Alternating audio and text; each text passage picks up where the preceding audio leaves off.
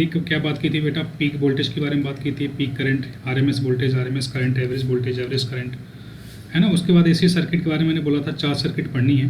तो आज इन्हीं हम सर्किट के बारे में बात करेंगे, कोशिश करेंगे सारे सर्किट्स को कवर कर लें, है ना। Resistance, capacitance, inductance and combine वाले भी। तो अब देख, कंबाइन वाला पढ़ने से पहले आपको ये चीज़ समझनी बहुत ज़रूरी है कि इंडिविजुअल सर्किट का क्या गेम है। एक चीज़ ध्यान रखेंगे बेटा, इसमें सबसे इम्पॉर्टेंट बात है रेजिस्टेंस कैसे कैलकुलेट करोगे। ओवरऑल इसको हम इम्पीडेंस भी बोलते हैं, आगे चल के हम समझेंगे। जैसे रेजिस्टेंस, अभी तक आपने रेजिस्टेंस का कॉम्बिनेशन देखा था ना, डीसी करंट, इलेक्ट्रिक करंट में, कुछ इसी तरीके से यहाँ पे आपको नेट रेजिस्टेंस निकालना होता है। वो इसमें सबसे ज़्यादा डिफिकल्ट वही होता है, और उसके थ्रू इसमें फेज़ डायग्राम बनाना, फेज़ निकालना, तो बहुत छोटी छोटी कुछ चीज़ें हैं, बस उसको ध्यान में रखना है, बाकी सारी चीज़ें तो ईजी हैं, राइट। तो हम पहले स्टार्ट करते हैं, सपोज रेजिस्टेंस सर्किट की बात करते हैं। हमारे पास 3-4 सर्किट आएंगे। सबसे पहले हम स्टार्ट करेंगे, है ना, रजिस्टर ओनली, है ना। तो पहला हम स्टार्ट करेंगे रजिस्टर ओनली, ऐसी सर्किट जिसमें सिर्फ और सिर्फ रजिस्टर हो। रजिस्टर मतलब जिसका रेजिस्टेंस हो, है ना, जैसे कैपेसिटर हो गया, इंडक्टर हो गया, वैसे रजिस्टर। तो एक ऐसी सर्किट लेंगे जिसमें सिर्फ और सिर्फ रेजिस्टेंस होगा। तो let me draw this circuit. Suppose ये आपकी सिर्फ रेजिस्टेंस वाली एक सर्किट है। नीचे से इसमें आपने एसी करंट अप्लाई कर दिया है, यहाँ पे दिस इज एसी करंट, और यहाँ पे सिर्फ और सिर्फ रेजिस्टेंस है, ओके। और यहाँ पे जो वोल्टेज आपने अप्लाई किया है वो साइन का फंक्शन है। तो E इज इक्वल टू आप लिख सकते हो V is equal to V naught sine omega T, क्योंकि आपका जो वोल्टेज किसका फॉलो कर रहा है, साइन फंक्शन को फॉलो करेगा। जितने भी केसेस हम कर रहे हैं बेटा, मैंने आपको स्टार्टिंग में बताया कि ज़रूरी नहीं एक एसी करंट साइनसोडियल करंट ही हो, वो कई टाइप्स की वेव फॉर्मेट में हो सकती है जो अपनी डायरेक्शन को चेंज करे। लेकिन हमारे सिलेबस में 99% जो केस हम हैंडल करेंगे वो सिर्फ और सिर्फ साइनसोडियल के फॉर्मेट का ही होगा। इसीलिए यहाँ पे जितने भी केसेस हम कर रहे हैं वो साइनसोडियल फॉर्मेट के लिए ही कर रहे हैं। जो आपने IRMS, VRMS, है ना, I/√2, या फिर जो आपने एवरेज निकाला था 2I/पाई, वो सारे फार्मूले जो भी आपने पढ़े हैं वो भी साइनसोडियल करंट के लिए ही वैलिड थे। अगर कोई दूसरे फॉर्मेट का करंट होगा तो उसमें आपको बेसिक फार्मूला अप्लाई करना पड़ेगा, जहाँ से हमने साइनसोडियल के लिए डेरिवेशन स्टार्ट किया था। इस पॉइंट को अपने माइंड में हमेशा रखना। बाय द वे, यहाँ पे हम बात करते हैं, हम सिर्फ केसेस आगे जो हैंडल करेंगे साइनसोडियल होगा, तो आपका जो वोल्टेज है वो वेरी कर रहा है, V is equal to V naught sine omega T, और आपका यहाँ पे रेजिस्टेंस है। तो हमारा टारगेट क्या है, हम कैलकुलेट करेंगे करंट कैसा होगा। हम इसमें कैलकुलेट करेंगे कि आपका जो करंट का वेरिएशन होगा किस तरीके से होगा, करंट लीड करेगा कि वोल्टेज लीड करेगा। इसमें लीड का क्या कंसेप्ट है, उसको भी समझेंगे। लीड का मतलब होता है कि क्या वोल्टेज आगे चलेगा, करंट आगे चलेगा, है ना। क्योंकि यहाँ पे जब हम डिफ्रेंशिएट करेंगे ना, क्योंकि जब करंट निकालोगे, आप वोल्टेज निकालोगे, तो उसमें एक लीड का कंसेप्ट आता है, उसको भी आगे हम देखेंगे। अब बाय द वे रजिस्टर के केस में नहीं आएगा, लेकिन इंडक्टर और कैपेसिटर के केस में आता है ना। तो बेसिक इन जनरल जो आपका बेसिक फार्मूला होता है, उस फार्मूले को अप्लाई करते हुए आगे हम चलेंगे। तो जैसे आप यहाँ पे अगर करंट निकालेंगे तो आप सिंपल लिखेंगे current is equal to formula होता है V/R। ये बेसिक फार्मूला होता है, current is equal to V/R, है ना। तो ये फार्मूला अप्लाई करो आप, यहाँ पे क्या हो जाएगा, V की value V naught sine omega T, N/R को मैं यहाँ पे लिख देता हूँ। तो देख, इसको मैं क्या लिख रहा हूँ बेटा, I इज इक्वल टू, इसको मैं लिख रहा हूँ I naught sine omega T, है ना। I is equal to I naught sine omega T. यहाँ पे I नॉट क्या है, पीक करंट है, साइन ओमेगा टी।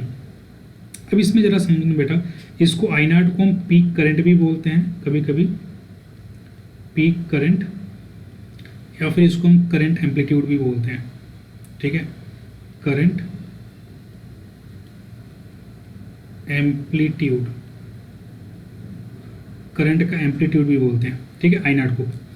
अब देखिए यहाँ पे अगर हम वेरिएशन देखें ना इन दोनों का, तो उसको थोड़ा सा हमें समझना है, देखना जरा ध्यान से वेरिएशन कैसा होगा। मान लेते हैं अगर मैं इधर टाइम बनाऊँ, इधर मैं अपना, है ना, इधर मेरा वोल्टेज भी, इधर मेरा करंट भी है, जो भी है, अभी हम अलग अलग ड्रॉ करेंगे तो आपको समझ में आ जाएगा, देखना ध्यान से। जो मैं यहाँ पे यहाँ पे ग्राफ प्लॉट करने वाला हूँ, अगर मैं पहले वोल्टेज से ग्राफ प्लॉट करूँगी तो मैं लिखूँगा, मान लेते हैं कि मेरा वोल्टेज इस तरीके से वेरी कर रहा है, this is the variation in my voltage. Suppose जैसे साइन करो फॉलो कर रहा है, this is the variation in my voltage. लेकिन अगर साथ में अगर आप तो ड्रॉ कर बेटा करंट को ना, देख करंट क्या है, V नॉट बाई आर है, करंट क्या दे रहा है, वी नॉट बाई आर है। वी नॉट बाई आर मतलब जो आई नॉट मैक्सिमम पीक है वो क्या हो जाएगा, जो पीक हो जाएगा आई नॉट जिसको लिख रहे हो that is V naught by R है। तो V naught by R resistance से डिवाइडेड है, मतलब जो आपकी वोल्टेज की पीक होगी, करंट की पीक इन जनरल वोल्टेज से कम होगी। अगर रेजिस्टेंस की वैल्यू 1 से कम है तो करंट की पीक ज़्यादा भी हो सकती है, लेकिन मैक्सिमम टाइम पे रेजिस्टेंस की वैल्यू 1 ओम से ज़्यादा ही होती है, इसलिए जो पीक होती है करंट की वो वोल्टेज की पीक से कम होती है। तो जो आपने ग्राफ ड्रॉ किया है this is for the voltage. तो जो आप करंट का ग्राफ ड्रॉ करोगे तो करंट का पीक एग्जैक्टली सेम चीज़ फॉलो होगी, बस उसकी जो पीक होगी बेटा कम होगी। तो देख मैं जो ग्राफ प्लॉट कर रहा हूँ I am drawing it for the current, तो करंट के लिए आपका ऐसा हो जाएगा। ध्यान रखना जब आपका मैक्सिमम होगा वोल्टेज उसी टाइम पे मैक्सिमम होगा करंट, जब आपका मिनिमम होगा वोल्टेज एग्जैक्टली उसी टाइम पे मिनिमम होगा वोल्टेज, लेकिन पीक वैल्यू दोनों की अलग अलग होगी। सो दिस इज करंट और आई का ग्राफ है जो आपका है ना लाइट ग्रीन कलर है, उसके बाद जो आपकी है ना आसमानी कलर में वो आपका वोल्टेज का ग्राफ है। तो वोल्टेज और करंट ये दोनों बिल्कुल एक फेज में है। फेज का मतलब क्या होता है कि साथ साथ मैक्सिमम पे जा रहे हैं और साथ साथ मिनिमम पे आ रहे हैं। तो करंट एंड वोल्टेज दोनों फेज में होते हैं, लेकिन करंट का एम्पलीट्यूड वोल्टेज के एम्पलीट्यूड से थोड़ा सा कम होता है, इस चीज़ को ध्यान रखेंगे राइट। तो यहाँ पर आप लिखेंगे here current and voltage both are in same phase, दोनों सेम फेज में होते हैं, ठीक है, लेकिन दोनों के एम्पलीट्यूड अलग अलग होगी। वो अलग अलग भी नहीं कह सकते बेटा, डिपेंड करता है रेजिस्टेंस पे, रेजिस्टेंस कैसा है, ज़्यादा कम कुछ भी हो सकता है, उसके बारे में कोई एग्जैक्ट कमेंट नहीं कर सकते हो राइट। अब यहाँ पे ना हम एक काम करते हैं कि फेजर डायग्राम भी बनाते हैं, जरा ध्यान समझेंगे बेटा, इसका हम फेजर डायग्राम भी बनाते हैं। फेजर डायग्राम कैसे बनाते हैं जरा समझना। एक तो हमारा ये साइन कर्व वाला डायग्राम हो गया, उसके बाद एक और डायग्राम बनाते हैं, इसको बोलते हैं फेजर डायग्राम। फेजर डायग्राम देख कैसे बनेगा, मान लेते हैं आपका इधर हो गया एक्स, ये हो गई आपकी वाई एक्सिस, ठीक है। तो आपका जैसे कोऑर्डिनेट होता है ना, first coordinate, second coordinate, third coordinate, जो एंगल आप बनाते हो, एंगल ऐसे लाइन खींच कर ड्रॉ करते हो 0 से 90 डिग्री, 90 से 180, बिल्कुल वही वाला मैं यहाँ पे एक्सिस बना रहा हूँ, ठीक है। तो देख अगर मैं बोलूँ कि जो मेरा वोल्टेज है, वोल्टेज की जो मैग्नीट्यूड है वो ज़्यादा है, अगर इनको वेक्टर फॉर्म में प्रेजेंट करें बेटा, वेक्टर फॉर्म में प्रेजेंट करें तो आपका जो वोल्टेज है, वोल्टेज की मैग्नीट्यूड ज़्यादा है। तो अगर मैं वोल्टेज को ड्रॉ करूँगा तो सपोज मैं वोल्टेज को इस तरीके से ड्रॉ करूँगा, दिस इज़ माई वोल्टेज, ये मेरा वोल्टेज हो जाएगा इस तरीके से, ठीक है। तो वोल्टेज का जो मैग्नीट्यूड है बेटा वो ज़्यादा है, लेकिन अगर मैं करंट को प्लॉट करूँगा तो करंट को मैं इस तरीके से प्लॉट करूँगा, देख तो ध्यान समझना बेटा। करंट की जो प्लॉटिंग होगी, करंट की प्लॉटिंग भी एग्जैक्टली इसी के ऊपर ही होगी, सेम फेज में है। मान लो करंट में दूसरे कलर से प्लॉट करूँ, दिख नहीं रहा है, so let me use the colour this plum colour. तो ये आपका जो करंट है,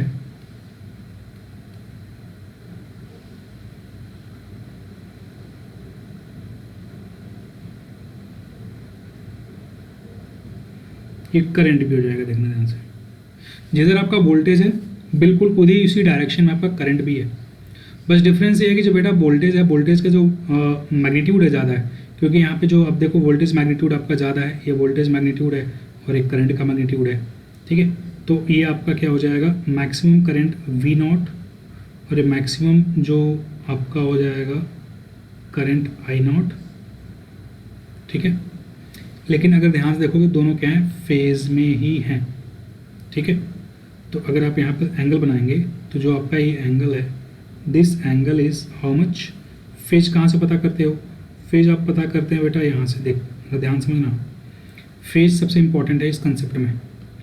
फेज तो पता करेगा यहाँ से, देख ये भी ओमेगा टी है और यहाँ पे भी जो आपका रिजल्ट है ये भी ओमेगा टी है।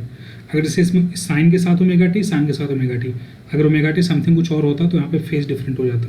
तो यहाँ पे जो फेज है, यहाँ पे भी इसका भी ओमेगा टी है और उसका भी फेज ओमेगा टी है, दोनों का फेज ओमेगा टी है, ठीक है। तो अब यहाँ पे ध्यान रखना है कि जब भी आपका रजिस्टर होता है दोनों का फेज सेम होता है, साथ साथ मैक्सिमम साथ साथ मिनिमम दोनों सेम फेज में होते हैं, राइट। क्लियर बेटा, सबको समझ में आ गई। अब अगर आप इनको वाई एक्सिस पे प्रेजेंट करोगे, जरा ध्यान समझना, एक चीज़ यहाँ पे बड़ा इंपॉर्टेंट है, अगर फेजर डायग्राम पे इनको वाई एक्सिस पे प्रेजेंट करते हो, देखो अगर फेजर डायग्राम के हेल्प से इनको अगर आप वाई एक्सिस प्रेजेंट करते, मान लो पहले मैं करंट को प्रेजेंट कर रहा हूँ, अगर आप करंट को वाई एक्सिस प्रेजेंट करोगे तो यहाँ पे जो ये क्या हो जाएगा, दिस विल बी आई अगर मैं वेक्टर की तरह इसको ट्रीट करूँ तो आई नॉट साइन ओमेगा टी हो जाएगा। देख जो ये वाला हाइट आएगी वही, जो ये वाली हाइट आएगी वही हाइट तो ये भी आएगी ना, तो कितना हो जाएगा I naught sine omega T, और आई नॉट साइन ओमेगा टी के अंदर आई है, तो यहाँ पे क्या हो जाएगा बेटा आई हो जाएगा। सिमिलरली अगर इसका ये वर्टिकल हाइट दिखेगा तो कितना हो जाएगा वी नॉट साइन, ये हो जाएगा तेरा V naught sine omega T, और ये कितना हो जाएगा that means it will equal to V, और ये कितना हो जाएगा तेरा I naught sine omega T, मतलब ये किसके बराबर हो जाएगा आई के बराबर हो जाएगा, राइट। तो जो इनका प्रोजेक्शन होता है ना वाई एक्सिस पे, वो इंस्टेंटेनियस करंट या फिर इंस्टेंटेनियस वोल्टेज को भी रिप्रेजेंट करता है, ऐसे भी लिखते हैं। जो इनका प्रोजेक्शन हुआ वाई एक्सिस पे that is instantaneous current as well as instantaneous voltage को भी रिप्रेजेंट कर रहा है, ठीक है। तो आप ऐसे भी यहाँ पे एक पॉइंट लिख लिए है ना, यहाँ पे देयर प्रोजेक्शन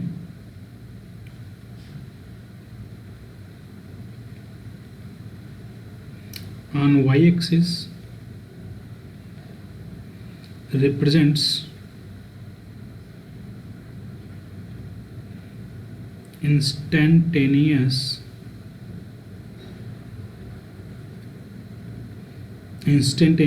वैल्यूज, है ना, मतलब करंट रहेगा तो करंट और वोल्टेज रहेगा तो वोल्टेज आई और वी, आप जिसके लिए कर रहे हो। समझ में आ गई मेरी बात, is that clear? Now we'll talk about only inductor.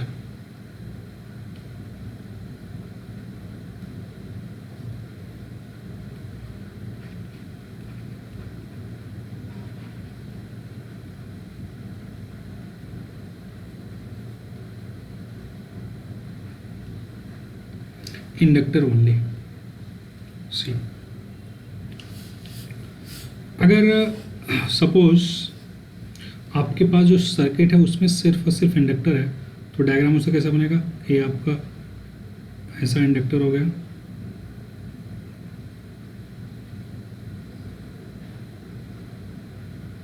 आपकी ऐसे एसी करंट हो गई, ठीक है, एसी करंट हो गया, इधर से क्या हो गया सिर्फ और सिर्फ इंडक्टर हो गया। इंडक्टर का इंडक्टेंस L है, और आपकी एसी सर्किट मान लेते हैं कि ये again V equal to V naught sine omega T से ऐसे, इसमें जो वोल्टेज है ऐसे वेरी कर रहा है, ठीक है। इंडक्टर का इंडक्टेंस कितना है L है, ठीक है।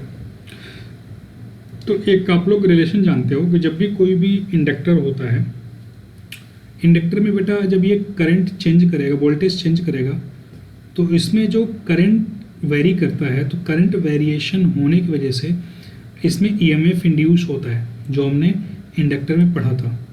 वो कितना इंड्यूस होता है आपने पढ़ा था ऑलरेडी, हम सब ने इसको देखा था कि जो ईएमएफ इंड्यूस होता है E is equal to L D I by D T. Actually minus बाहर लगाते थे, बट अगर मैग्नीट्यूड की बात करो तो L D I by D T, right. अगर बाई मैग्नीट्यूड देखोगे तो L D I by D T, ठीक है। ये आपका इस तरीके से होता है, यहाँ पे माइनस साइन लगाते थे जो इस चीज़ को रिप्रेजेंट करता था कि जो ईएमएफ इंड्यूस हो रहा है वो करंट में होने वाले चेंज का अपोज करेगा। तो यहाँ पे जो ई की वैल्यू है V naught sine omega T है ना। जो ईएमएफ है ये आपका क्या था, ईएमएफ था। ईएमएफ एक तरह से आपका वोल्टेज या पोटेंशियल डिफरेंस है। तो यहाँ पे पोटेंशियल डिफरेंस क्या है, V equal to V naught sine omega T के फॉर्म में वेरी कर रहा है।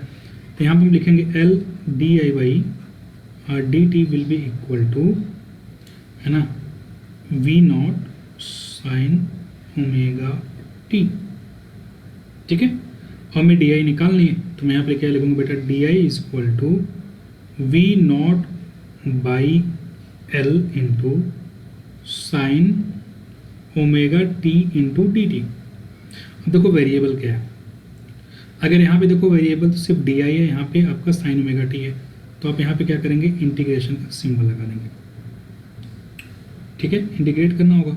अब इंटीग्रेट करोगे तो आपका क्या हो जाएगा, इधर आई हो जाएगा और इधर क्या हो जाएगा, वी नॉट बाई एल है ना, वी नॉट बाई एल है। तो वी नॉट बाई एल की वैल्यू कितनी आ जाएगी, तो ध्यान समझेंगे बेटा। अगर वी नॉट बाई एल की वैल्यू देखेंगे तो वी नॉट बाई एल तो कांस्टेंट है, साइन ओमेगा टी को डिफ्रेंशिएट करोगे तो minus cos omega T upon omega आएगा प्लस सी, कांस्टेंट सी आएगा। मेरी बात सबको समझ में आ गई? सी क्या आएगा बेटा आपका? कांस्टेंट आएगा। Is that clear? मेरी बात समझ में नहीं आ रही? तो अगर यहाँ पे एक्चुअली जो सी की वैल्यू देखो बेटा हम कैलकुलेट करते हैं, जब भी इंटीग्रेशन आप इनडेफिनिट इंटीग्रेशन करते हो तो वहाँ पे एक कांस्टेंट आता है, उसकी वैल्यू में कैलकुलेट करनी होती है।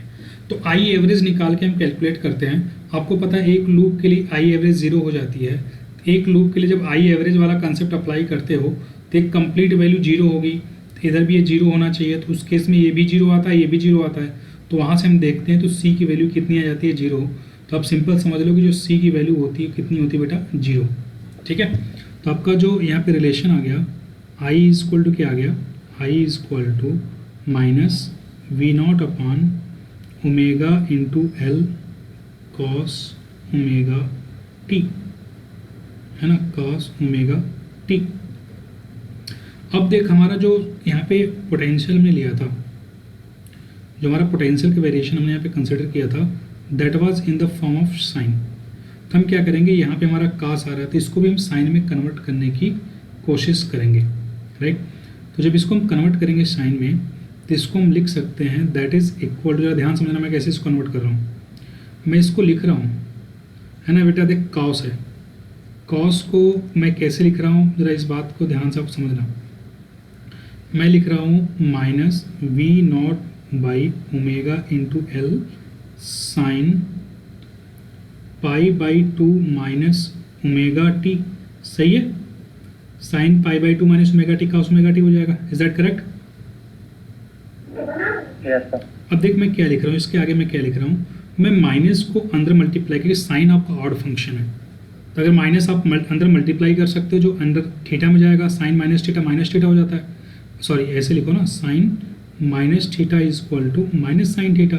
तो सिंपल सी बात है, जो माइनस है इसको हम अंदर भी ले जा सकते हैं, यहाँ पे यहाँ से हटा के यहाँ पे ले जा सकते हैं।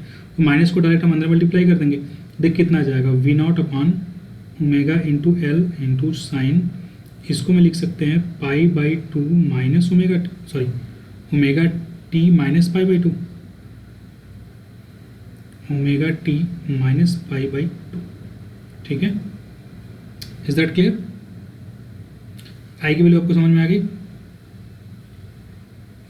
अब देखो, अब दोनों कंपेयर करो।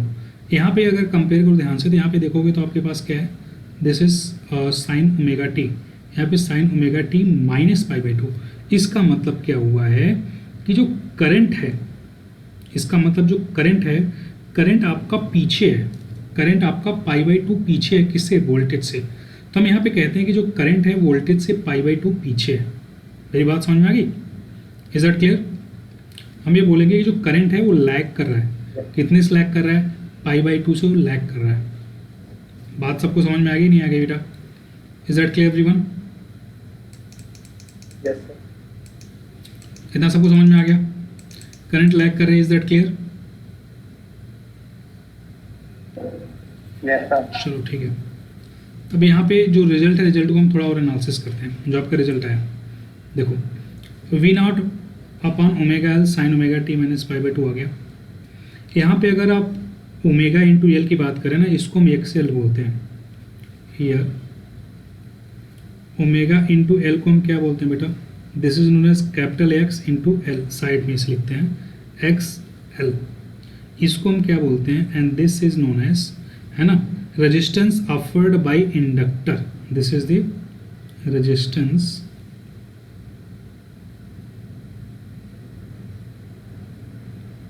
Offered by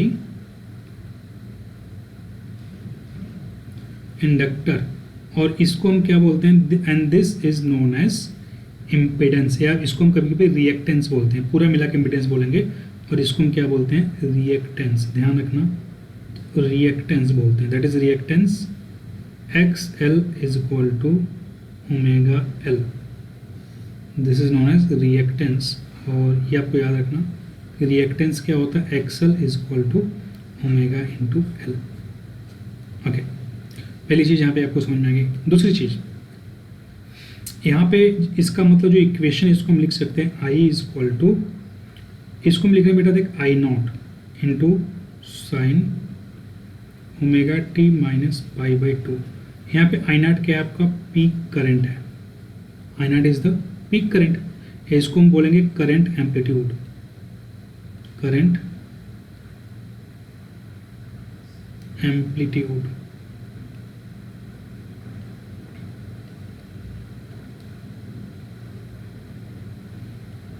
I naught is equal to V naught upon X L.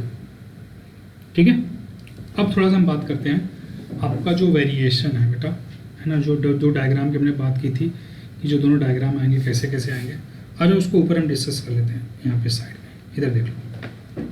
तो हमने अभी देखा कि जो आपका वेरिएशन था, अगर हम ग्राफ प्लॉट करें, पहला ग्राफ टाइम वर्सेस सिंपल जो एम्पलीट्यूड वाला ग्राफ प्लॉट कर रहे थे, सपोज आपका ये वोल्टेज इस तरीके से वेरी कर रहा है, तो आपको पता है बेटा कि करंट लैग कर रहा है ना, करंट आपका क्या कर रहा है, लैग कर रहा है। करंट की एम्पलीट्यूड भी कम होगी और वो लैग भी करेगा। तो जैसे इसका वोल्टेज का एम्पलीट्यूड इतना है, तो अगर ये जीरो होगा तो माइनस में होगा, माइनस में अपने एम्पलीट्यूड को पिक कर रहा होगा, राइट। तो अगेन जब ये जीरो होगा तो वो अपने मैक्सिमम पे होगा, ये मैक्सिमम से जीरो आ गया तब वो मैक्सिमम पे पहुंचेगा, और जब ये मैक्सिमम पे होगा उस समय वो अपने जीरो से होगा, मतलब जो आपका ये ड्रॉ किया है ना वोल्टेज पाई बाई टू आगे होगा। ठीक है, तो अब जैसे मिनिमम पे हो गया तो उस समय वो अपने जीरो पे होगा, अगेन जब ये जीरो पे है तो अपने मिनिमम पे होगा, कुछ इस तरीके से होगा, राइट। तो जब ग्राफ आप प्लॉट करोगे तो आप ग्राफ देखोगे कि ग्राफ उसका करंट का इस तरीके से आएगा। समझ में आ रही मेरी बात?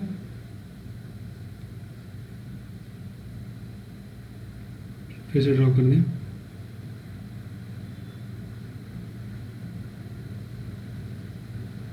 देखो यहाँ पे मैक्सिमम तो इसमें जीरो, मैक्सिमम तो जीरो, ठीक है। तो जब ये जीरो जाएगा तो कहाँ जाएगा बेटा, ये मैक्सिमम जाएगा। समझ में आ रही है? उस समय कहाँ पे होगा, ये जीरो पे होगा। रुक जाओ, इसको मैं ठीक से और प्लॉट कर देता हूँ, थोड़ी गलती लग रही है इसमें। ओके, जब जीरो पे होगा तो अपने कहाँ पे होगा, मैक्सिमम पे होगा। ग्राफ समझ में आ गया? दिस इज योर आई का कर्व, करंट का कर्व, किसका है, वोल्टेज का है। तो यहाँ पे एक पॉइंट आपको समझनी है, तो ये ग्राफ आपका इन जनरल हो गया। उसके बाद हम ड्रॉ करते हैं ना फेजर डायग्राम, इसका जो फेजर डायग्राम ने बताया था आपको स्टार्टिंग में, जो है ना बोला था एंगल की तरह प्लॉट करेंगे पूरा, ये आपका इन जनरल हो जाएगा कि ये ऐसा है, तो ये आपकी एक तरह से एक्स एक्सिस होगी, ये आपकी वाई एक्सिस होगी, है ना। तो इसमें जब वोल्टेज है, वोल्टेज बेटा कितना तेरा लीड कर रहा है, पाई बाई टू लीड कर रहा है ना। तो वोल्टेज को अगर तो ओमेगा टी मान, यहाँ से ओमेगा टी मान ले वोल्टेज है तेरा, वोल्टेज से कितना आगे है, वोल्टेज तेरा इधर है, और ये कितना आगे है, omega T, this is your omega T, यहाँ से omega T, simple omega T angle है वोल्टेज का। बट अगर आप ध्यान से देखोगे तो आपका जो करंट है, करंट इस केस में कहाँ पे है, करंट आपका इससे पाई बाई टू नीचे है, तो इससे एग्जैक्ट 90 डिग्री पे नीचे की तरफ आपका इधर आ जाएगा करंट, ये आपको हो जाएगा आई। जो इसको दूसरे कलर से प्लॉट करते हैं, दिखने का क्लियर। तो current will be like this,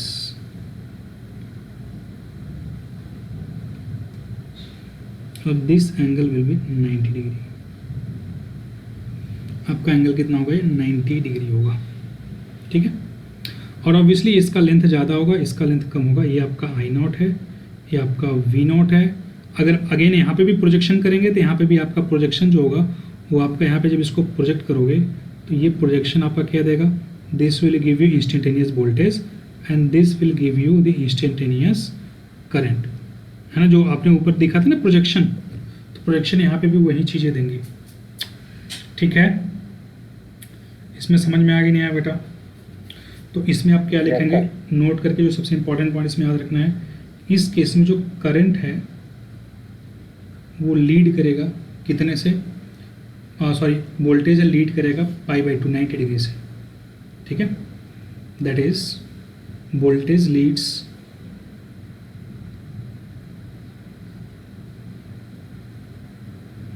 the current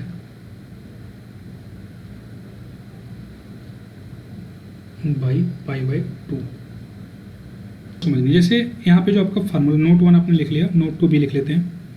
जैसे नोट 1 यहीं पे एक छोटा सा एक नोट 2 और लिखेंगे, आप लोग भी साइड में एडजस्ट कर लेना, नीचे लिख लेना, कहीं पे कोई दिक्कत नहीं है। नोट 2 देखना, आपका जो ये रिएक्टेंस है, जो आपने रिएक्टेंस लिखा, reactance X L is equal to, है ना, ओमेगा इंटू एल। तो if omega is equal to 0 implies X L is equal to 0। सही है, सही लिख रहा हूँ नहीं लिख रहा हूँ? इसका मतलब अगर किसी भी करंट में फ्रीक्वेंसी नहीं होगी, फ्रीक्वेंसी मतलब अपनी डायरेक्शन को चेंज नहीं करेगा, एक कांस्टेंट डायरेक्शन में जाएगा, तो उस करंट में रिएक्टेंस 0 होगा। इसका मतलब उसमें इंडक्टर का कोई भी रेजिस्टेंस नहीं होगा। मेरी बात समझ आ रही है? इसका मतलब that is in case of DC current, in case of DC current, DC, omega is equal to 0, so the inductor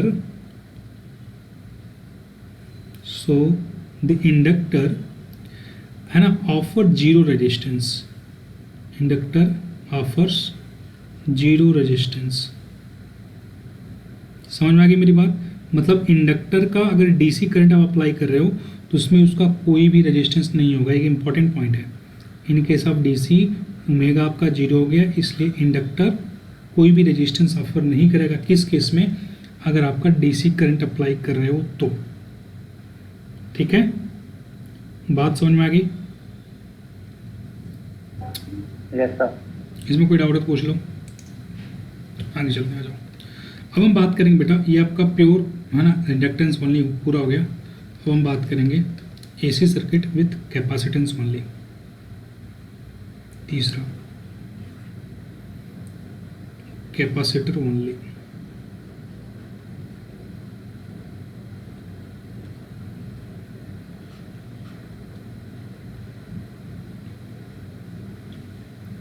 चलो डायग्राम बनाते हैं।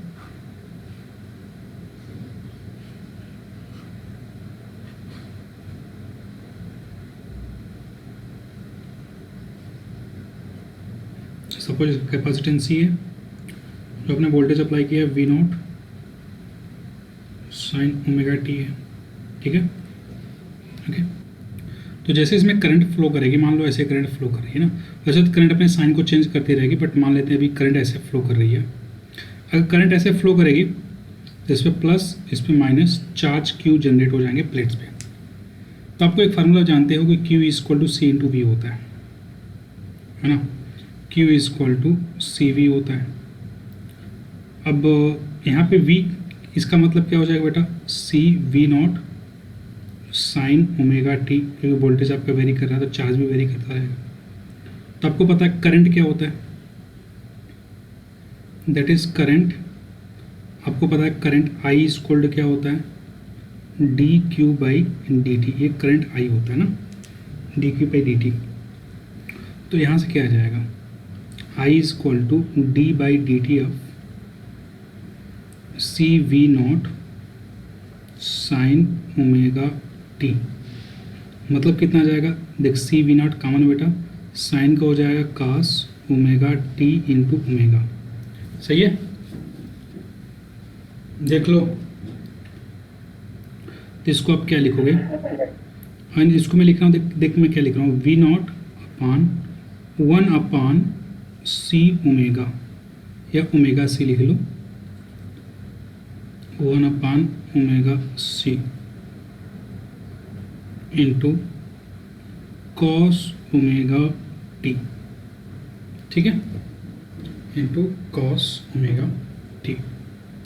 अब देख मैं इसको क्या लिख रहा हूँ बेटा? इसको मैं लिख रहा हूँ वी नॉट अपान, है ना, 1 अपान ओमेगा सी को मैं लिख रहा हूँ एक्स सी। एक्स सी को हम बोलते हैं कैपेसिटिव रिएक्टेंस या फिर resistance offered bye capacitor, right. Into मैं देखिए इसको क्या लिख रहा हूँ,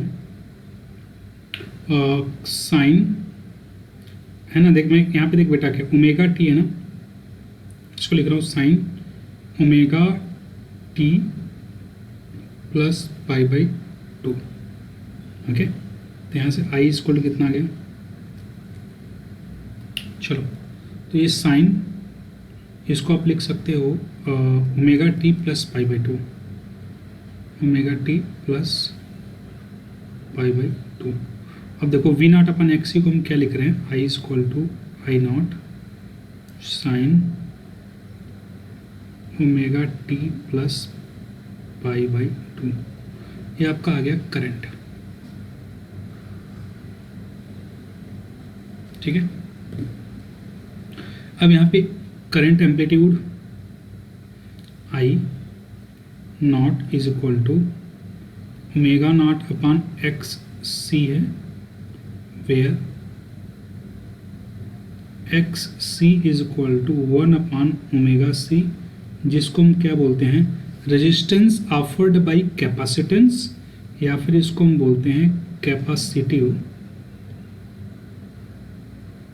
रिएक्टेंस। जैसे ऊपर हमने इंडक्टिव रिएक्टेंस लिखा था ना, वो इंडक्टिव रिएक्टेंस होता है, इसको कैपेसिटिव रिएक्टेंस, या फिर हम लिख सकते हैं रेजिस्टेंस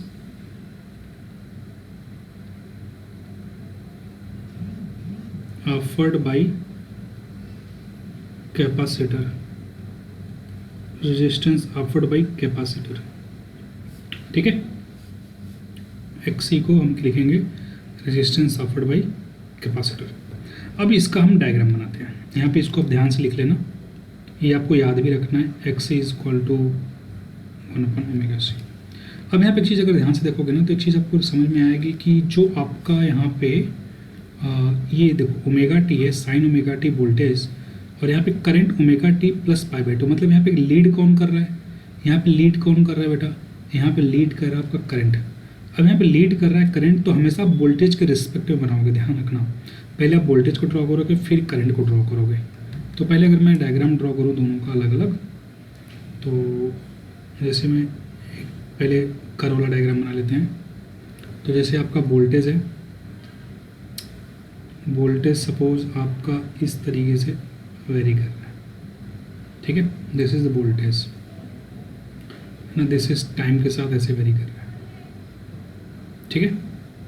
तो जो आपका करंट होगा, करंट इसको लीड कर रहा है, लीड करने का मतलब ये हो गया कि उससे हमेशा आगे रहेगा, ठीक है, करंट जो रहेगा ना हमेशा उससे आगे रहेगा।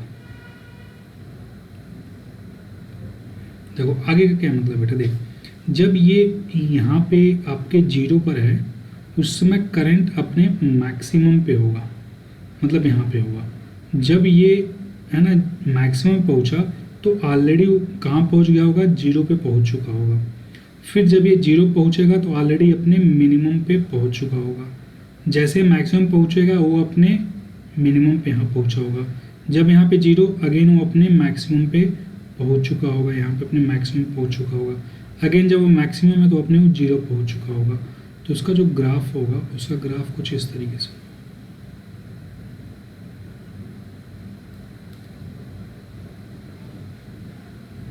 ठीक है बेटा।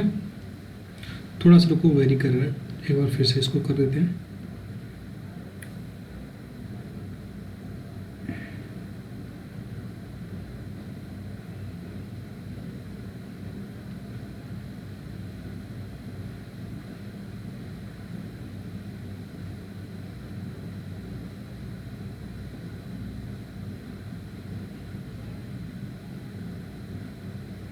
ऐसे मतलब जो करंट होगा पाई बाई टू आगे होगा, लीड कर रहा होगा, ठीक है। देखो जब ये अपने मैक्सिमम पे थे, यहाँ पे जब वो अपने मैक्सिमम पे थे, अपने जीरो पे, जब अपने जीरो पे थे मैक्सिमम पे, जब अपने मैक्सिमम पे थे जीरो पे, अगेन जब मैक्सिमम तो अपने जीरो पे, यहाँ पे देखो जब वो मैक्सिमम पे तो अपने जीरो पे, ठीक है। तो हमेशा पाई बाई टू आगे लीड करेगा, तो जो करंट होगा वो लीड कर रहा है। तो इसके बाद जब इसका ग्राफ प्लॉट करोगे, फेजर डायग्राम वाला पार्ट, तो अरे उसको ज़रा समझते हैं, है ना। ध्यान समझना बेटा, हम सब कुछ ये एक तरह से हम एंगल वाला सिस्टम ही है, जो अपना 0 से 90, 90 से 180 करते हो ना, बिल्कुल वही है, उसी को समझना। मान लो इधर एक्स एक्सिस है, इसके रिस्पेक्ट हम प्लॉट करेंगे।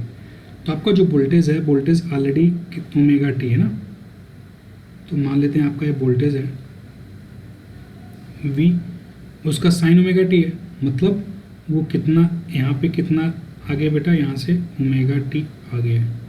अब करंट इससे π/2 लीड कर रहा है, मतलब जो करंट होगा यहाँ से 90 डिग्री, मतलब कहीं सपोज वो करंट आपका इधर ऐसे है, इधर है आई, ये यहाँ से 90 डिग्री लीड कर रहा है, मतलब ये एंगल जो आपका है ना, दिस इज 90 डिग्री। तो इसको आप ऐसे बना लो, एक सेकंड रुक जाओ, इसको आप ऐसे बना लो, दिस लाइक दिस 90 डिग्री पे, ठीक है। अगेन जब इनको प्रोजेक्ट करोगे आप, मान लो जब वोल्टेज को प्रोजेक्ट करोगे आप यहाँ पे, दिस इज वी, वोल्टेज किस चीज़ को रिप्रेजेंट करेगा, इंस्टेंटेनियस वोल्टेज, और ये किसको रिप्रेजेंट करेगा, instantaneous current.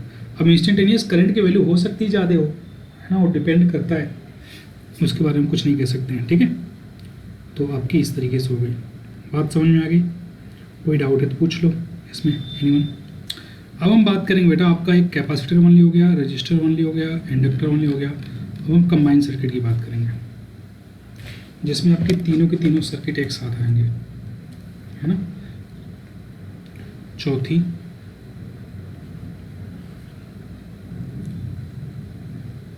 AC circuit containing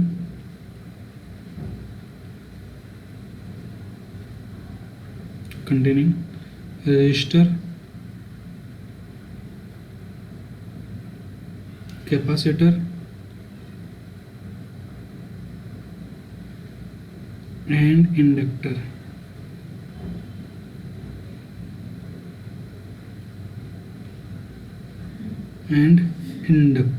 okay, देखो तो पहले हम रजिस्टर बना लेते हैं, फिर हम कैपेसिटर बना लेते हैं, फिर हम इंडक्टर बना लेते हैं। आगे पीछे हो जाए कोई दिक्कत नहीं, कोई परेशान नहीं होना। आपका एसी करंट अप्लाई कर दिया आपने, ठीक है, ये आपकी सर्किट हो गया। Resistance R, capacitance C, inductance L, potential difference V is equal to V naught sine omega T. Okay, अब हमें करंट I निकालना है। मान लेते हैं करंट I आपका ऐसे फ्लो कर रहा है और हमें करंट I बतानी है। तो कुछ चीज़ें हम समझते चलते हैं। जैसे अगर हम इस केस में बात करें रजिस्टर में, तो रेजिस्टेंस में आपको पता है कि जिधर आपका करंट होता है उधर ही आपका वोल्टेज भी होता है। तो करंट और वोल्टेज का डायरेक्शन आपका एक ही होता है, दोनों फेज में होते हैं, आपको पता है। कैपेसिटर के केस में, है ना, आपका जो करंट है वो लीड करता है। करंट आपका क्या करता है बेटा, लीड करता है, ठीक है।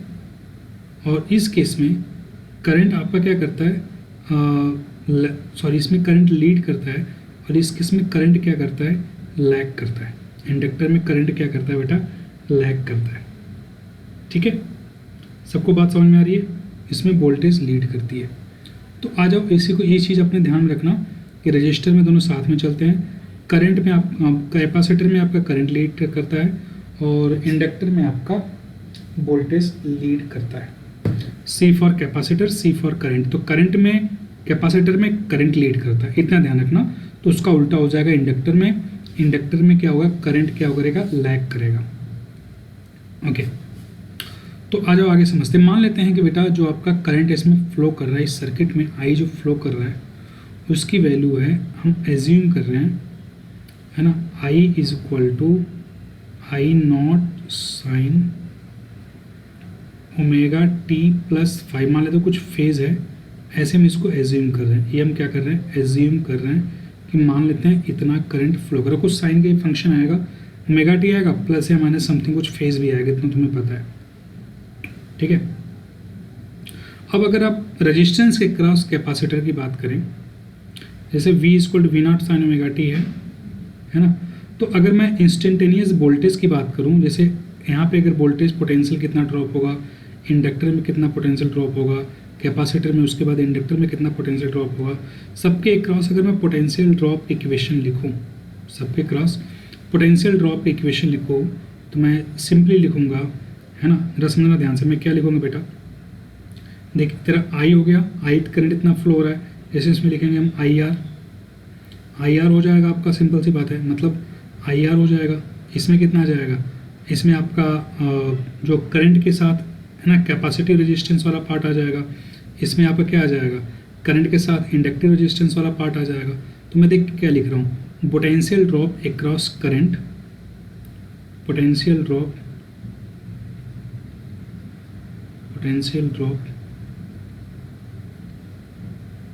across resistance VR is equal to I naught into I into R, है ना। मतलब कितना जाएगा बेटा, I naught into R sign omega T plus five. Similarly VC I into XC is equal to I naught into XC sine omega T plus five. VL कितना जाएगा, I into XL that is I naught into XL sine omega T plus five, right. These are the potential difference across current, resistance, capacitance and inductance। सबको समझ में आ गया। यहाँ पे जो आपने लिखा है इसमें थोड़ी सी चीज़ें हमें सुधार करनी है। क्या सुधार करने जरा समझेंगे। जैसे जो आपने करंट के फेज को इमेजिन किया है, एज्यूम किया है, ये ओमेगा टी प्लस फाइव ये फेज आपने माना है, ठीक है। आपको पता है कि करंट आपकी रेजिस्टेंस में ठीक है, उसमें जितना फेज़ आपका करंट का होगा वही फेज़ आपका पोटेंशियल का होगा, उसमें कोई दिक्कत नहीं है। लेकिन कैपेसिटर के केस में करंट लीड करता है, समझ में आ रही मेरी बात। अगर करंट लीड करता है और करंट का potential omega T plus five है, तो जो पोटेंशियल ड्रॉप होगा, पोटेंशियल ड्रॉप के फेज़ में से आपको पाई/2 घटाना पड़ेगा। क्यों घटाना पड़ेगा, क्योंकि इस केस में वोल्टेज लैग करता है, करंट लीड करता है। सिमिलरली अगर इंडक्टर के केस में बात करो, तो इंडक्टर में आपको पोटेंशियल में पाई/2 ऐड करना पड़ेगा। क्यों, क्योंकि इंडक्टर का जो पोटेंशियल होता है वो लीड करता है करंट से पाई/2 से। तो इसमें आपने पाई/2 ऐड किया, यहाँ पे ध्यान से देखो, इसमें आपने माइनस पाई/2 सब्ट्रैक्ट किया और इस केस में आपने प्लस पाई/2 ऐड किया। ये क्यों ऐड किया, क्यों सब्ट्रैक्ट किया, सबको समझ में आ रहा है। Is that clear. हम वी नेट निकाल रहे हैं, है ना। अब अगर हम वी नेट निकालें तो हम लिखेंगे V इज इक्वल टू सबको ऐड करेंगे बेटा, नेट पोटेंशियल ड्रॉप को ऐड करना पड़ेगा हमें, VR plus VC plus VL। अब ध्यान समझना, VR की वैल्यू क्या पुट करोगे, I naught into R sign omega T plus five. अब देखना ध्यान से, जो VC है ना, अब देख ये omega T plus five minus pi by two है बेटा। अगर हम माइनस कॉमन ले लेंगे तो pi by two minus omega T plus five हो जाएगा, तो पाई/2 माइनस थीटा की तरह हो जाएगा, तो cos omega T plus five हो जाएगा। अगर मैं माइनस बाहर कॉमन ले लूँ तो मैं इसको डायरेक्टली लिख रहा हूँ, मैं माइनस बाहर कॉमन ले लेता हूँ। जब मैं यहाँ पे माइनस बाहर कॉमन ले लूँगा तो इसको मैं लिख सकता हूँ minus I naught into XC cos omega T plus five. आपको समझ में आ रहा है, इतना लिख सकते हैं। माइनस अगर आप बाहर कॉमन ले लोगे, ठीक है, तो इस sine pi by two minus omega T plus five हो जाएगा। ओमेगा टी प्लस फाइव को ब्रैकेट में कर लो तो pi by two minus theta sine cos theta हो जाएगा, तो cos omega T plus five हो जाएगा। बस यहाँ पे माइनस बाहर आ जाएगा, तो मैं इसको लिख रहा हूँ minus I naught into XC cos omega T plus five, right. I hope सबको समझ में आ रहा होगा मैं क्या लिख रहा हूँ, गेटिंग। इसके बाद इसको जब सॉल्व करोगे तो आप बेटा देख already sine pi by two plus theta है ना, कॉस थीटा हो जाएगा, XL cos omega T plus five हो जाएगा, ये cos omega T plus five, तो plus I naught XL cos omega T plus five, ठीक है। अब आगे देखो, अब इसमें हम क्या कर रहे हैं, ज़रा ध्यान से चीज़ों को समझो आप। ई की जो वैल्यू है, ई की वैल्यू यहाँ पे कितनी है, हाँ सॉरी वी की जो वैल्यू, वी की वैल्यू कितनी है, V naught sine omega T है। मतलब यहाँ पे जो आपने वी लिखा है, V is equal to V naught sine omega T is equal to यहाँ पे कितना हो जाएगा, I naught into R sine omega T plus 5 plus, यहाँ से देखो बेटा मैं cos omega T plus 5 common ले रहा हूँ, cos omega T plus 5 common लेंगे तो कितना जाएगा, आई into X L minus sorry I naught into X L minus I naught into X C cos omega T. समझ में आ रहा है? ठीक है, इज दैट क्लियर? अब मैं वी नॉट को क्या लिख सकता हूँ, वी नॉट को मैं क्या लिख सकता हूँ बेटा, देख अगर मैं इस पूरे सर्किट का एक रेजिस्टेंस में मैं इमेजिन करूँ, मान लेते हैं कि जो इस पूरे सर्किट का एक रेजिस्टेंस के साथ मैं इक्वेट करूँ, तो मैं इसको लिख रहा हूँ, वी नॉट को मैं क्या लिख रहा हूँ, समझना ध्यान से, वी नॉट को मैं लिख रहा हूँ आई नॉट इंटू जेड।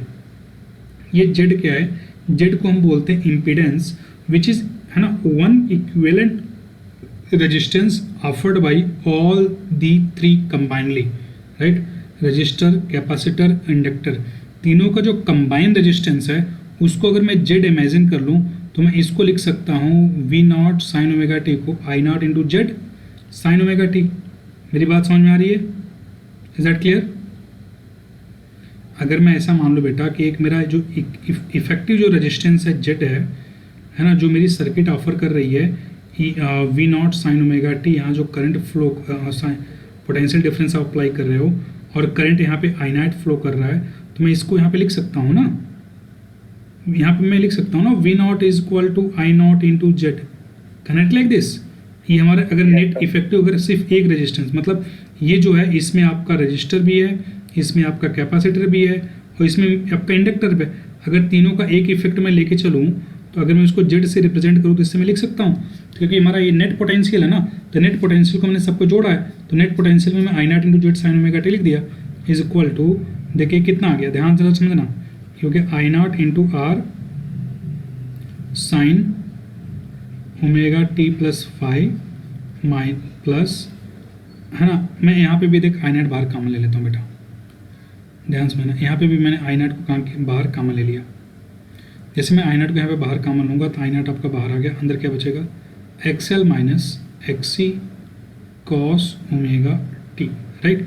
अब देख मैं क्या कर रहा हूँ, देख दोनों साइड से आई नॉट कैंसिल आउट हो गया, ठीक है। अब मैं क्या लिख रहा हूँ, इसको जरा ध्यान समझना, यहाँ से मैं क्या कर रहा हूँ बेटा, देख चीज़ों को जरा समझना ध्यान से, यहाँ पे क्या जरा जेड ओमेगा टी प्लस 5 होगा ना, यहाँ पे cos ओमेगा टी प्लस 5 होगा, by mistake it is left, okay. तो यहाँ से क्या आ गया, Z sine omega T is equal to R sine omega T plus 5 plus X L minus X C into cos omega T plus 5। अब देख मैं इसको क्या लिख रहा हूँ, इस पूरे को मैं साइन के फॉर्म में कन्वर्ट करने की कोशिश कर रहा हूँ, मुझे कंपेयर करके जेड की वैल्यू निकालनी है ना, तो इधर मैं पूरे को साइन के फॉर्म में कन्वर्ट करने की कोशिश कर रहा हूँ, राइट। तो जब मैं साइन के फॉर्म में कन्वर्ट करूँगा, या ध्यान समझना बेटा, अगर मैं इसको साइन के फॉर्म में कन्वर्ट करूँगा तो मैं इसको कैसे लिखूँगा, ज़रा समझना ध्यान से, साइन के फॉर्म में कन्वर्ट करके मुझे इसको लिखना है, अब इसको मैं कैसे लिखूँगा, ज़रा उस पॉइंट को आप लोग ध्यान से समझना, ठीक है। देखो देखिए यहाँ पे एक ही जी कंसेप्ट, मैं क्या कर रहा हूँ जरा ध्यान समझना, मैं रिप्लेस कर रहा हूँ, रिप्लेसिंग, इसको मैं इक्वेशन 1 मान रहा हूँ, this is known as equation number 1, ठीक है, इसको मैं इक्वेशन नंबर 1 मान रहा हूँ। अब मैं क्या कर रहा हूँ कि मैं रिप्लेस कर रहा हूँ, replacing omega T by omega T plus pi by 2, जरा ध्यान समझना, ओमेगा टी को omega T plus pi by 2 से रिप्लेस कर रहा हूँ, है ना, इन इक्वेशन नंबर 1।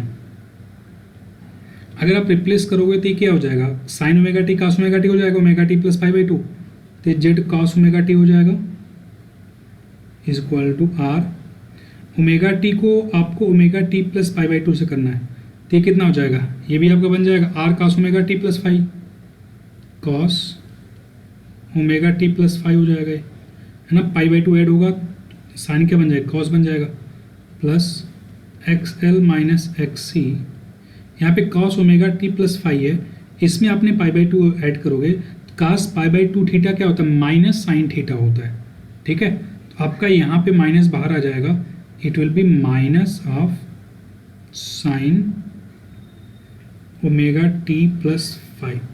समझ में आ गया, इसको अपनी इक्वेशन नंबर 2 ले लेना है, ठीक है, समझ में आ गया।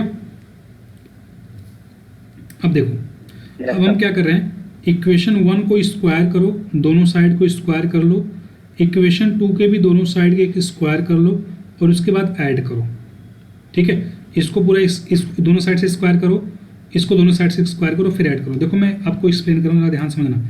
जब इसके लेफ्ट साइड को स्क्वायर करोगे तो आ जाएगा Z square sine square omega T, और इसका लेफ्ट साइड हो जाएगा Z square cos square omega T. तो जेड स्क्वायर जब कॉमन ले लोगे तो sine square omega T cos square omega T 1 हो जाएगा, इधर आ जाएगा आपका Z square, left hand side square करके ऐड करोगे जेड स्क्वायर आ जाएगा। इज दैट क्लियर, बात समझ में आ गई। इधर देखो लेफ्ट साइड, अब इसके लेफ्ट साइड इक्वेशन नंबर 1 की बात करेंगे तो यहाँ पे पहला टर्म आएगा R square sine square omega T plus five, और यहाँ पे क्या है R square cos square omega T plus five आएगा, है ना। ए स्क्वायर यहाँ का ए स्क्वायर, जब इन दोनों को ऐड करोगे तो आर स्क्वायर कॉमन लोगे तो sine square cos square theta again 1 हो जाएगा, तो यहाँ पे आ जाएगा आर स्क्वायर प्लस दूसरा टर्म यहाँ पे आएगा, है ना, X L minus X square cos square omega T plus five, यहाँ पे भी आएगा X L minus X square sine square omega T plus five. तो X L minus X square common लोगे, अगेन यहाँ पे दोनों 1 हो जाएंगे, तो इसको आप लिख सकते हो एक्सएल माइनस एक्स सी का होल स्क्वायर, है ना। उसके बाद जब इसका तीसरा टर्म आएगा तो 2ab आएंगे, 2 this much into this much 2ab, और इसमें क्या आएगा, यहाँ पे माइनस है तो माइनस 2ab आएगा, और दोनों आपस में कैंसिल आउट हो जाएंगे, है ना। देखो यहाँ पे साइन ओमेगा टी है, तो जब मल्टीप्लाई होंगे ना तो sine omega T plus five और cos omega T plus five इसमें भी है, sine omega T plus five cos omega T plus five इसमें भी है, यहाँ पे माइनस के साथ आएंगे, इसमें प्लस के साथ आएंगे, दोनों कैंसिल आउट हो जाएंगे, तो आपका फाइनल इक्वेशन यही बचेगा। Is that clear. आपकी जेड की वैल्यू कितनी आ गई, Z is equal to under root R square plus X L minus X का होल स्क्वायर। इसको हम बोलते हैं बेटा इम्पीडेंस, है ना। This is not as impedance. Impedance क्या है, impedance is the resistance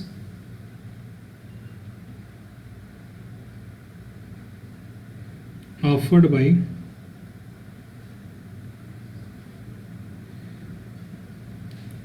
resistance,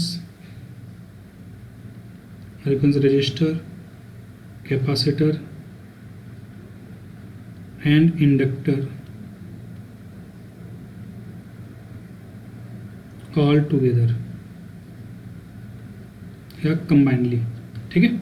जो net resistance that is net resistance, जो नेट रेजिस्टेंस ऑफर करेंगे वो आपका क्या आ जाएगा, जेड आ जाएगा। इन सब का जो नेट रेजिस्टेंस आएगा क्या आएगा बेटा, जेड आएगा, और इसको आप क्या बोलोगे, that is known as impedance, इसको हम इम्पीडेंस बोलते हैं, ठीक है। इतनी बातें सबको क्लियर है। अब अगर मैं इसका फेजर डायग्राम बनाऊँ, है ना, इस पूरे सर्किट का अगर मैं फेजर डायग्राम बनाता हूँ, ध्यान समझना बेटा। तो देखो ये ऊपर बना लेते हैं, नहीं नीचे, ऊपर जगह नहीं है।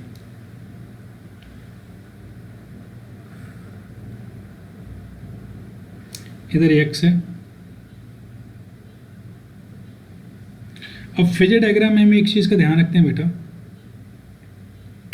जब भी हम फेजर डायग्राम बनाते हैं ना, तो फेजर डायग्राम में हम एक चीज़ का ध्यान रखते हैं कि जो रेजिस्टेंस का डायरेक्शन होता है, ठीक है, जो आपका रेजिस्टेंस का डायरेक्शन होता है वो आपका डायरेक्शन जो आपका जिस डायरेक्शन में करंट फ्लो करती है ना, इन जनरल अगर मैं फेजर डायग्राम बनाऊँ, अगर मैं रेजिस्टेंस को इधर जो रजिस्टर का रजिस्टर है मतलब आर को इधर डिनोट के रिप्रेजेंट करूँ, दिस इज माई आर है ना, रजिस्टर आर, और आर को जो लीड करेगा है ना, करंट किस में लीड करता है, कैपेसिटर में।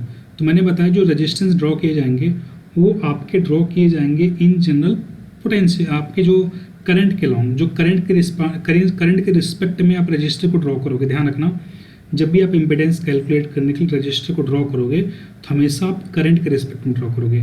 तो मान लेते हैं कि रजिस्टर का करंट इधर है, तो यही डायरेक्शन आप वोल्टेज का भी मान लेते हो कि वोल्टेज का डायरेक्शन भी यही है, क्योंकि रेजिस्टेंस है तो यही आपका इन जनरल आपका वोल्टेज का भी डायरेक्शन है।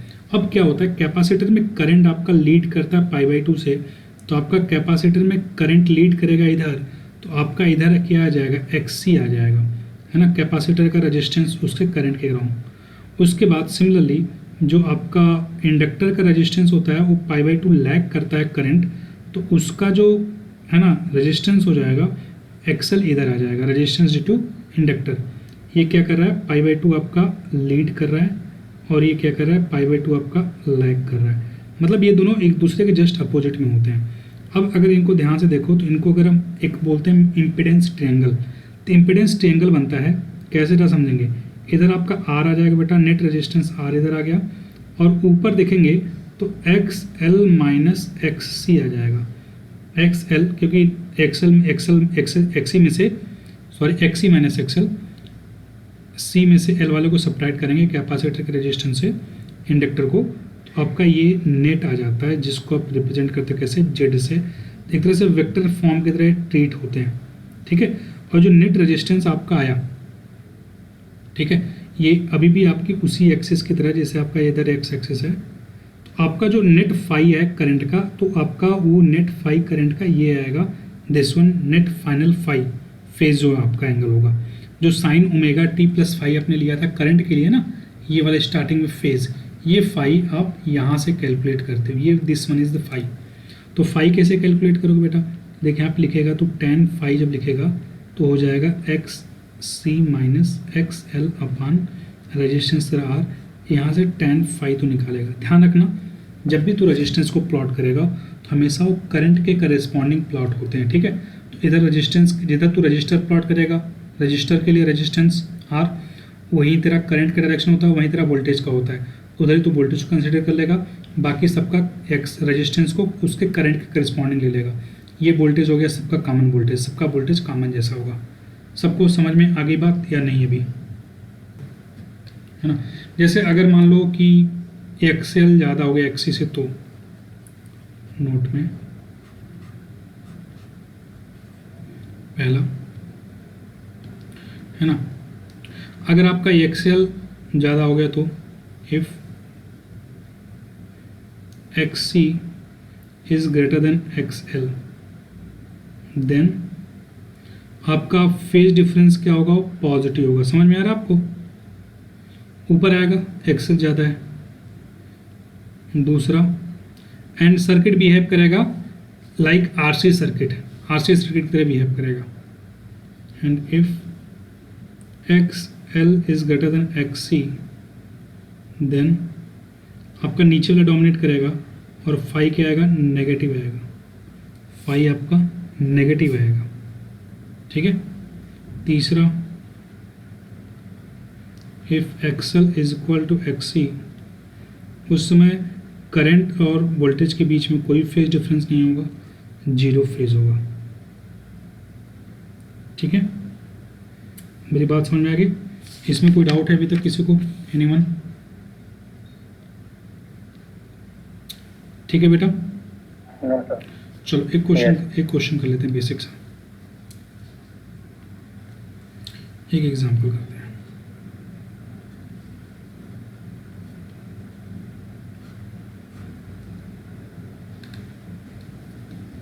देखो मान लेते हैं कि एक आपको LCR सर्किट दिया गया है, ठीक है। और सर्किट कुछ इस तरीके से मेंशन है। सर्किट कैसे भी बने रहे, आप परेशान नहीं होना। जैसे मैं आपको टेढ़ा मेढ़ा एक सर्किट बना के दिखा रहा हूँ, मान लो मैं ऐसे बना दिया सर्किट को, तो ये भी आपका वहीं अभी LCR सर्किट ही है, तीनों एक साथ जुड़े हुए हैं, और मैंने AC करंट ऐसे लगा दिया, ठीक है, इस तरीके से। और यहाँ पे आपको कुछ वैल्यूज़ मैंने दे रखी हैं कि जो आपका रेजिस्टेंस है वो आपका 300 ओम है, जो आपका इंडक्टर है, जो इंडक्टेंस है वो आपका 60 मिली हेनरी है, जो आपका कैपेसिटेंस है वो 0.5 माइक्रो फैरड है ना। आपको बोला गया कि जो सोर्स का एम्पलीट्यूड है, सोर्स एम्पलीट्यूड है ना, सोर्स का एम्पलीट्यूड है, जहाँ यहाँ पे सोर्स जो अप्लाई कर रहा है पोटेंशियल का, मतलब आपको बोला गया V0 की जो वैल्यू दी गई है वो 50 वोल्ट है ना। फ्रीक्वेंसी मैं डायरेक्ट डिकोड करके लिख रहा हूँ, फ्रीक्वेंसी ओमेगा की वैल्यू 10,000 रेडियन पर सेकेंड है, ठीक है। आपसे पूछा गया फाइंड, पहला XL एंड XC, दूसरा Z, ठीक है, तीसरा करंट एम्पलीट्यूड, करंट एम्पलीट्यूड, ठीक है, चौथा फाई, फेज एंगल मतलब फाई, पांचवा voltage amplitude, voltage amplitude across each element, R, C and L, ठीक है। तीनों के क्रॉस आपको वोल्टेज का एम्पलीट्यूड बताना है, ओके। क्वेश्चन इस तरीके से बेटा, चल सॉल्व करते हैं, यहीं पे सॉल्व करते हैं, ऊपर ही साइड में आ जाओ, देख क्या क्या मेंशन है। पहले एक्सेल निकालेगा, तुझे पता है एक्सेल इक्वल टू क्या होता है, ओमेगा इंटू एल होता है। पहला पार्ट हम लोग कर रहे हैं, तो ओमेगा की वैल्यू कितनी है, 10,000 है, इंटू एल की वैल्यू कितनी है, देखना बेटा 60 मिली हेनरी, तो 60 इंटू 10⁻³ ठीक है, ऐसे लिखेगा। तो इसकी वैल्यू कितनी आ जाएगी, लगभग सॉल्व करेगा तो -3 इधर कैंसिल आउट हो गया, 600 ओम आ गया, ठीक है। सिमिलरली एक्स ही निकालेगा तो 1/ωc, मतलब 1/ओमेगा की वैल्यू कितनी है, 10,000 है। सी कितना दे रखा है, 0.5 माइक्रो हर्ट्ज, मतलब 5 इंटू 10⁻⁻7 लिख सकते हैं हम लोग, ठीक है। तो 10⁻7 ऊपर चला जाएगा, इधर कितना 1 2 3 4 है, तो 7 में से 4 घट जाएगा, 1000 बचेगा, 1000/5 कितना आ जाएगा, 200 आ जाएगा, 200 ओम आ जाएगा, ठीक है। तो एक्सेल एक्सी आपका निकल गया। दूसरा पूछा आपसे क्या कि जेड, तो जेड निकालने के लिए आपको पहले तो डायग्राम बनाना पड़ेगा, या फिर डायरेक्ट आप फार्मूला यूज़ कर लो। ऐसे क्या होता है बेटा, XC माइनस XL का होल स्क्वायर प्लस R का स्क्वायर, मतलब XL माइनस XC कितना है बेटा, 200 माइनस 600 कितना आ जाएगा बेटा, यहाँ पर आ जाएगा 400, और आपको रेजिस्टेंस दिया गया 300, तो एक तरह से आप लिखोगे तो 400 आ जाएगा, या फिर डायरेक्ट पूरा वैल्यू लिख दो। आंसर आपको दिख रहा है 500 आ जाएगा आंसर। तो ये कितना हो गया बेटा, 200 माइनस 600 का स्क्वायर, मतलब यहाँ पे 300 आ गया, प्लस 400 आ गया, उसके बाद रेजिस्टेंस 300 है, मतलब आंसर आपका कितना आ जाएगा, 500 आ जाएगा, 500 ओम आएगा। तो इम्पीडेंस आपका 500 ओम आ जाएगा, ठीक है। तीसरा आपसे पूछा क्या है, करंट का एम्पलीट्यूड पूछा है। तो करंट का एम्पलीट्यूड I0 इक्वल टू क्या आ जाएगा बेटा, देख इसको तू एज ए इक्विवेलेंट सर्किट की तरह मानेगा ना, तो I0 इक्वल टू कितना आ जाएगा, V0/Z निकालेगा, क्योंकि करंट तेरा सब में सेम होगा, तो ओवरऑल करंट पूछ रहा है तो हमेशा Z से डिवाइड करेगा। तो V0 की वैल्यू आपको दी गई कितनी, 50 वोल्ट है, तो 50/Z इसकी वैल्यू कितनी है 500 है, तो कितना आ गया 0.1 एम्पियर आ गया, 0.1 एम्पियर आ गया आपका आई नेट की वैल्यू। चौथा देखो, चौथा आपसे क्या पूछा है, नेक्स्ट आपसे पूछा है फाई निकालने के लिए आप क्या करोगे, आपको पता है tan phi equal to X C minus X L upon R था, ये फार्मूला था। तो क्या हो जाएगा 200 minus 600 upon 300, that is minus, ये कितना आ जाएगा बेटा 4/3, माइनस 4/3 मतलब कितना आ गया, इसको लिख सकते हो tan थीटा ऑड फंक्शन आता है तो इसको लिख सकते हो tan माइनस 53 डिग्री, है ना, 4/3 53 होता है, तो फाई की वैल्यू कितनी आ गई माइनस 53 डिग्री आ गई, tan फाई भी आपका आ गया, 5 फेज आपका आ गया। और पांचवा आपसे पूछा है वोल्टेज एम्पलीट्यूड। वोल्टेज एम्पलीट्यूड कैसे निकालोगे, आप हमेशा जैसे आप वोल्टेज अक्रॉस आर निकालोगे तो आप आई इंटू आर करोगे, मतलब आई कितना था 0.1 था, आर कितना था 300 था, कितना आ गया 30 वोल्ट आ गया। अगर वोल्टेज अक्रॉस कैपेसिटर निकालोगे तो आई इंटू एक्स सी करोगे, तो 0.1 एक्स सी कितना आया था 200 आया था, कितना आ गया 20 वोल्ट आ गया। इसी तरीके से वी एल निकालेगा तो आई इंटू एक्सएल करेगा, तो आई कितना था 0.1, एक्सएल कितना था 600, तो कितना आ गया ये तेरा 60 वोल्ट आ गया।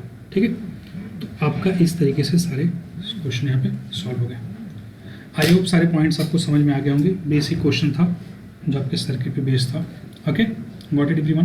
तो that's all for this lecture. Next class में इस पर हम कुछ क्वेश्चंस और करेंगे और कुछ जैसे चोक कॉइल है उसको हम पढ़ लेंगे, है ना, पावर कैसे कैलकुलेट करते हैं और रेजोनेंस क्या होता है एलसीआर सर्किट में, और एक क्यू फैक्टर है, क्वालिटी फैक्टर क्या होता है रेजोनेंस में, छोटे छोटे कुछ चीज़ें हैं। उसके बाद ट्रांसफार्मर, उसको नेक्स्ट क्लास में देखेंगे और नेक्स्ट क्लास में आपका चैप्टर कंप्लीट हो जाएगा। Okay, so that's all for this everyone.